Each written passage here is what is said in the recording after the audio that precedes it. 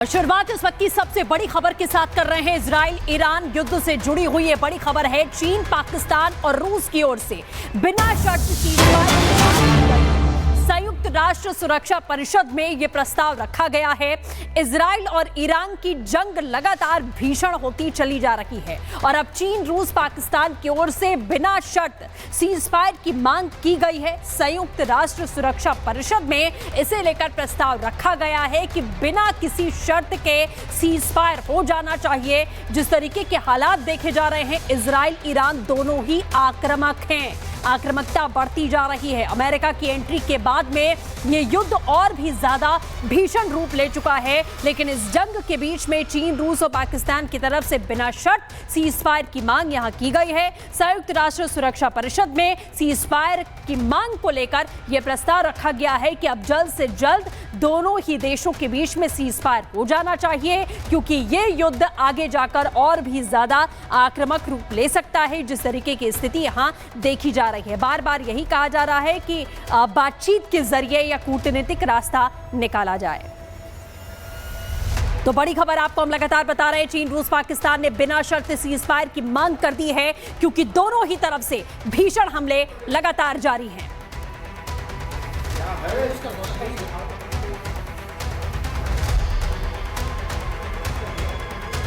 चलिए, अमेरिका ने ईरान के परमाणु ठिकानों को धूल में मिला दिया है, लेकिन ईरान के तेवर ठंडे नहीं हुए हैं। ईरान लगातार अमेरिका को आंखें दिखा रहा है। इसीलिए अब अमेरिकी राष्ट्रपति डोनाल्ड ट्रंप ने ईरान के खिलाफ नया ऑपरेशन, इसके संकेत दे दिए हैं। क्या है अमेरिका का यह नया ऑपरेशन, जो ट्रंप के दावे के मुताबिक बनाएगा ईरान को फिर से ग्रेट नेशन? देखिए इस रिपोर्ट में।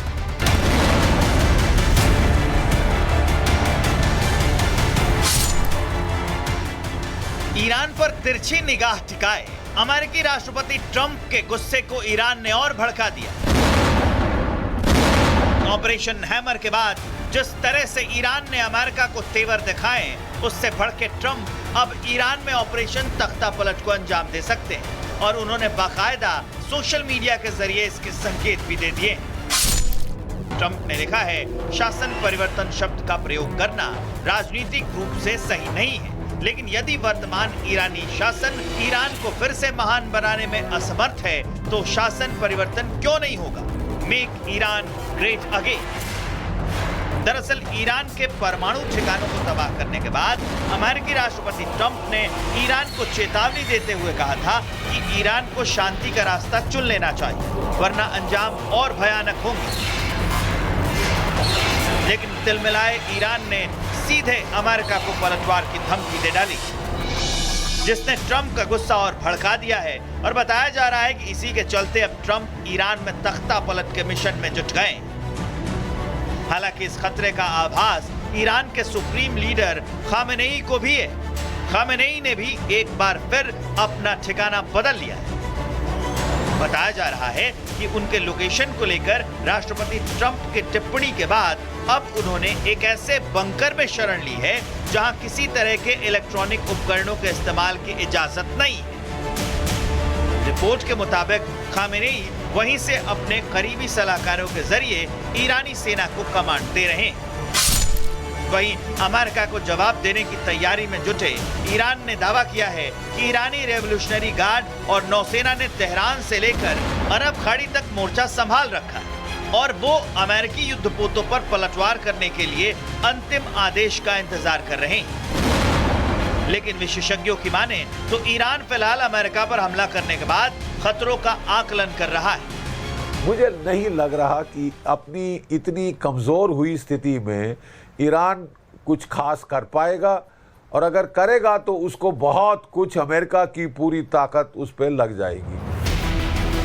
ईरान में हो रही हर गतिविधि पर नजर रखने वाली इजरायली इंटेलिजेंस के हवाले से आ रही खबर के मुताबिक खामेनेई इस वक्त पूरी तरह से अलर्ट मोड में है। उन्हें खतरे की भनक लग चुकी है, इसलिए उन्होंने अपनी जान पर खतरा मंडराता देखकर अपने वारिस के तौर पर 3 मौलवियों को भी चुन लिया है, जिनमें से एक उनकी गैर मौजूदगी में उनकी जगह ले सकता है। इजराइल ने बिल्कुल डिक्लेरेटरी तौर पे कहा था कि हमारा एम है कि हम न्यूक्लियर फैसिलिटी को तबाह कर देंगे, नंबर 1। नंबर 2 कि हम ईरान में रेजीम चेंज करेंगे। यानी आयतुल्लाह की जो थियोक्रेसी है उसको हटाकर या तो शाह के बेटे को लाएंगे या कुछ और वहाँ पे समीकरण होगा। प्रॉब्लम यह है कि जब तक आप बूट्स ऑन द ग्राउंड ना डालें, रिजीम चेंज एनफोर्स करना इतना आसान नहीं है। वहीं ईरान पर हुए अमेरिकी हमले के खिलाफ ईरान के आम लोगों में भी काफी गुस्सा है। राजधानी तेहरान में जगह जगह अमेरिका और इजरायल के खिलाफ प्रदर्शन हो रहे हैं, जो इस बात का संकेत है कि राष्ट्रपति ट्रंप भले ही ईरान में सत्ता परिवर्तन का इरादा रखते हो, लेकिन अमेरिकी हमलों ने ईरान के लोगों को एकजुट कर दिया है। बहरहाल ईरान पर अमेरिकी अटैक के बाद पूरी दुनिया में हलचल तेज है। रूस से लेकर चीन और तुर्की से लेकर पाकिस्तान तक की भाषा बदल गई।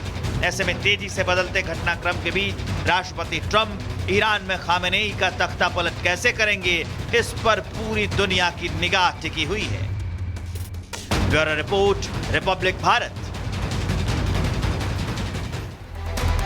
और इस बीच बड़ी खबर है, जहां ईरान के न्यूक्लियर साइट्स को लेकर आईएई की मांग कि परमाणु साइट्स पर जांच होनी चाहिए। जी हां, इंटरनेशनल एटॉमिक एनर्जी एजेंसी का कहना है कि जांच होनी चाहिए। बैठक हुई है साइट्स पर हमले के बाद। आईएई ने इमरजेंसी मीटिंग की है। ईरान के परमाणु केंद्रों की जांच करने की इजाजत भी मांगी गई है।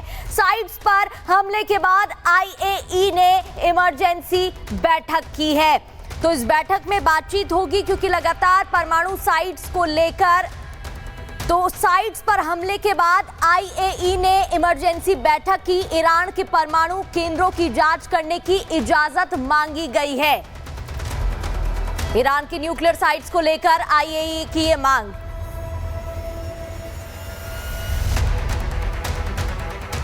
और इस बीच एक और खबर, जहां ईरानी विदेश मंत्री से मुलाकात में पुतिन ने कहा है कि रूस ईरान की मदद कर रहा है।